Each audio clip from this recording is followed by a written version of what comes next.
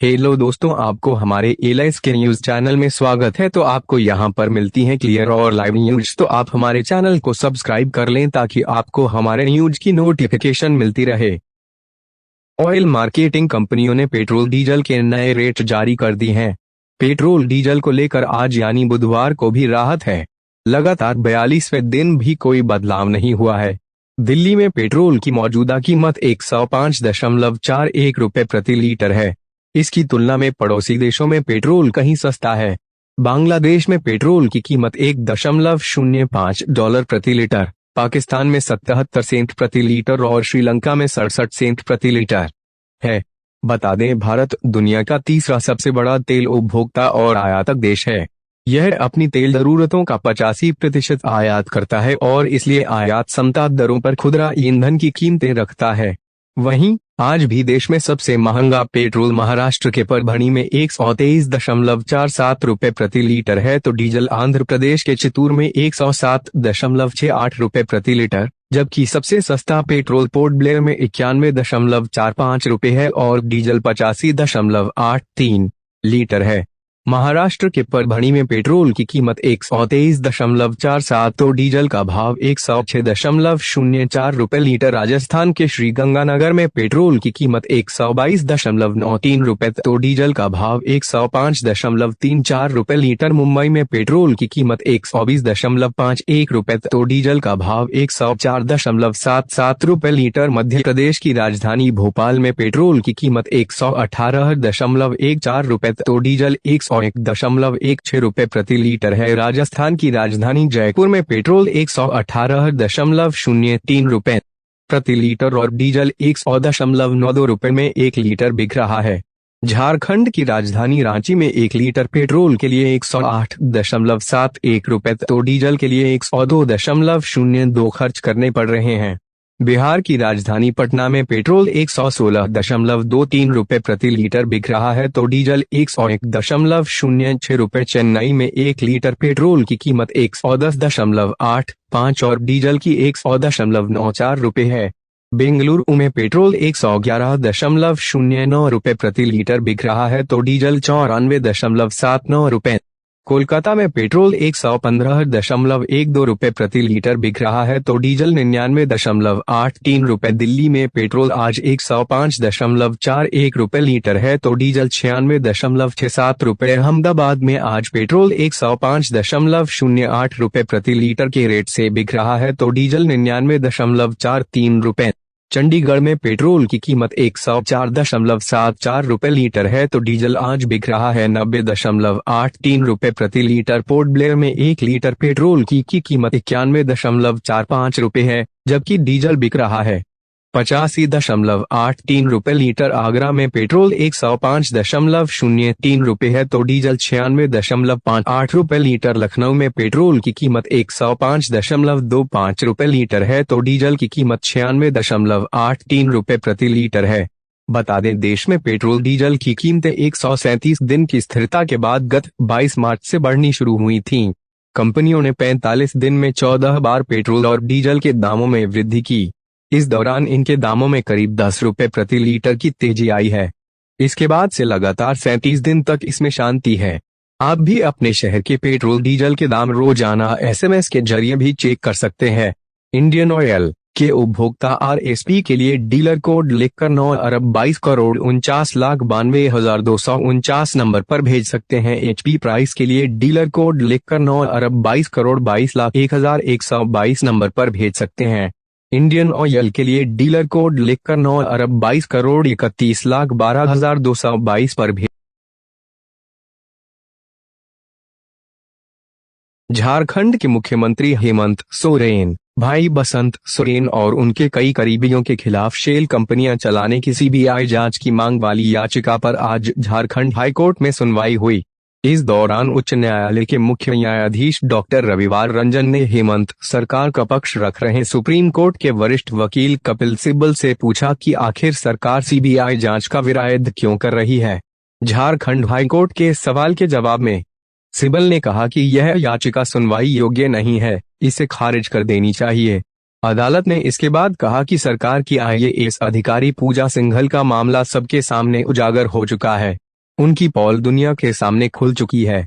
हम सभी को पता है कि सरकार की खान और उद्योग सचिव पूजा सिंघल के सीए सुमन कुमार के पास से करीब 20 करोड़ रुपए बरामद हुए हैं।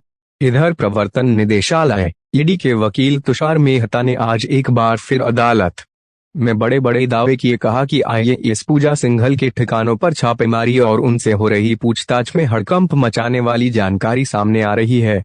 झारखंड में सत्ता के शीर्ष पर बैठे लोगों और राज्य सरकार के बड़े अधिकारियों की भूमिका संदिग्ध है। उन्होंने कहा कि सरकार में हो रहे घोटाले की राशि शेल कंपनियों के जरिए मनी लॉन्ड्रिंग की जा रही है।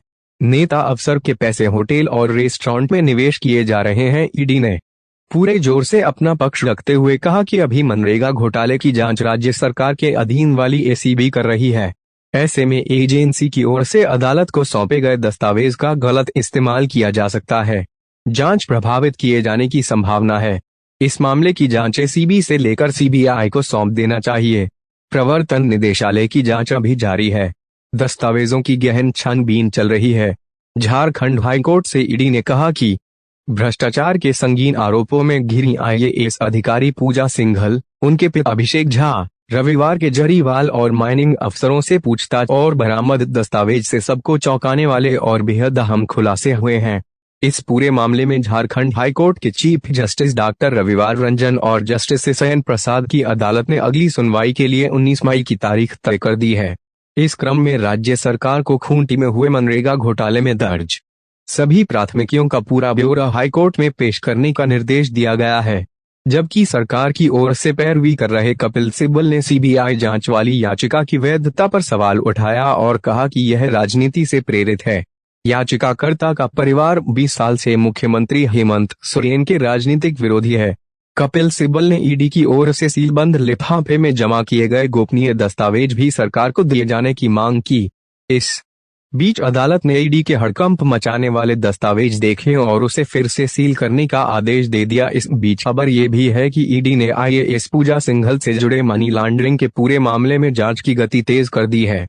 आज फिर 5 ट्रंक दस्तावेज जांच पड़ताल के लिए ईडी के दफ्तर लाए गए हैं, जबकि राज्य के 4 जिलों के जिला खनन पदाधिकारी से ईडी अवैध धन उगाही के मामले में कड़ाई से पूछताछ कर रही है। जिन शेल कंपनियों के नाम अब तक सामने आए हैं, उनके दस्तावेजों और लेन देन के तमाम रिकॉर्ड खंगाले जा रहे हैं। इधर भाजपा सांसद निशिकांत दुबे ने एक पर एक ट्वीट कर फिर से सनसनी मचा दी। उन्होंने इस बार नया दावा करते हुए लिखा है कि जिस खनन अधिकारी सत्यजीत कुमार ने हेमंत सोरेन को खदान का आवंटन किया था, वे लापता हो गया है। उसके इस्तीफा देने की भी। उत्तर कोरिया में कोरोना की पुष्टि के बाद से बुखार के केस तेजी से बढ़ रहे हैं। यहां मंगलवार को 2,69,510 लोगों में बुखार के लक्षणों की पुष्टि हुई है। इसके अलावा 6 और लोगों ने अपनी जान गंवा दी। उत्तर कोरिया में बड़ी संख्या में लोगों को वैक्सीन नहीं लगी है। ऐसे में माना जा रहा है कि उत्तर कोरिया में तेजी से कोरोना का संक्रमण फैल रहा है। नॉर्थ एंटीवायरस हेडक्वार्टर की ओर से बयान जारी कर कहा गया कि अब तक बुखार से 56 लोगों की मौत हो गई। वहीं अप्रैल से अब तक 14.8 लाख लोग बीमार पड़ चुके हैं। एक एक्सपर्ट का मानना है कि उत्तर कोरिया में ज्यादातर लोग कोरोना के चलते बीमार चल रहे हैं। इतना ही नहीं, गरीबी और कमजोर स्वास्थ्य प्रणाली जैसे कारणों के चलते उत्तर कोरिया में कोरोना के टेस्ट की, वैक्सीन की और इलाज की भी सुविधा उपलब्ध नहीं है। कोरिया में 6.6 लाख लोग क्वारंटीन। उत्तर कोरिया में अभी 6,63,910 लोग क्वारंटीन हैं। हालांकि उत्तर कोरिया ने अभी यह पुष्टि नहीं की है कि बुखार के कितने मरीजों में कोरोना की पुष्टि हुई है। इतना ही नहीं, नॉर्थ कोरिया में टेस्टिंग की सुविधा भी लोगों तक नहीं पहुंच पा रही है, जिससे संक्रमण का पता नहीं लग पा रहा है। बताया जा रहा है कि सिर्फ शेल्टर में रह लक्षण वाले मरीजों की ही इलाज उपलब्ध हो पा रहा है। उत्तर कोरिया की कमजोर स्वास्थ्य प्रणाली को देखते हुए वायरस के संक्रमण को कम करने में विफल होने के गंभीर परिणाम हो सकते हैं। उत्तर कोरिया की आबादी 2.6 करोड़ है। माना जा रहा है कि इसमें ज्यादातर लोगों को वैक्सीन नहीं लगी है। उत्तर कोरिया कुपोषण और गरीबी की अन्य स्थितियों का भी सामना कर रहा है। साथ ही यहां एंटीवायरल ड्रग्स और आईसीयू जैसे सार्वजनिक स्वास्थ्य उपकरणों की कमी है। इतना ही नहीं, कुछ विशेषज्ञों का मानना है कि उत्तर कोरिया मौतों के आंकड़ों को कम करके बता रहा है, ताकि किम जोंग उन के नेतृत्व पर सवाल खड़े न हो सकें।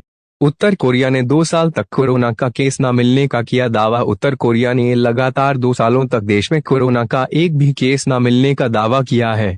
हालांकि पिछले हफ्ते ही उत्तर कोरिया ने कोरोना का पहला केस मिलने का दावा किया है। हालांकि उत्तर कोरिया ने यह पुष्टि नहीं की कितने लोग कोरोना से संक्रमित हैं। किम जोंग ने उत्तर कोरिया में कोरोना केस की पुष्टि के बाद प्रतिबंधों का ऐलान किया था। उत्तर कोरिया में लोगों की यात्रा पर प्रतिबंध लगा दिया गया है। इतना ही नहीं, स्वास्थ्य विभाग के अधिकारियों, टीचर्स और मेडिकल स्टूडेंट्स को बुखार के लक्षण वाले लोगों की पहचान करने के लिए लगाया गया है, ताकि लोगों को क्वारंटीन किया जा सके। इससे पहले किम जोंग ने रविवार को स्वास्थ्य अधिकारियों को मेडिकल सप्लाई में देरी के लिए फटकार लगाई। इतना ही नहीं, किम जोंग उनने प्योंगयांग में सेना को तैनात करने का फैसला किया है, ताकि फार्मेसी पर समय पर दवाइयों की सप्लाई की जा सके। नॉर्थ कोरिया की समाचार एजेंसी के मुताबिक कोरिया की सेना ने सोमवार को मेडिकल यूनिट के अधिकारियों को तैनात करना शुरू कर दिया, ताकि प्योंगयांग में दवाइयों की सप्लाई समय पर की जा सके। नॉर्थ कोरिया ने यूएन की मदद ठुकराई। नॉर्थ कोरिया ने यूएन वैक्सीन प्रोग्राम के द्वारा दी गई वैक्सीन की मदद को भी ठुकरा दिया था, ताकि वह अंतर्राष्ट्रीय मॉनिटरिंग से बच सके। इतना ही नहीं, साउथ कोरिया ने भी सार्वजनिक तौर पर उत्तर कोरिया को वैक्सीन, दवाइयां और हेल्थ कर्मचारियों की पेशकश की थी, लेकिन नॉर्थ कोरिया ने इसे ठुकरा दिया था। हालांकि हाल ही में किम जोंग ने कोरोना से निपटने के तरीकों को लेकर चीन की तारीफ की थी। माना जा रहा है कि किम जोंग की इच्छा चीन से मदद ले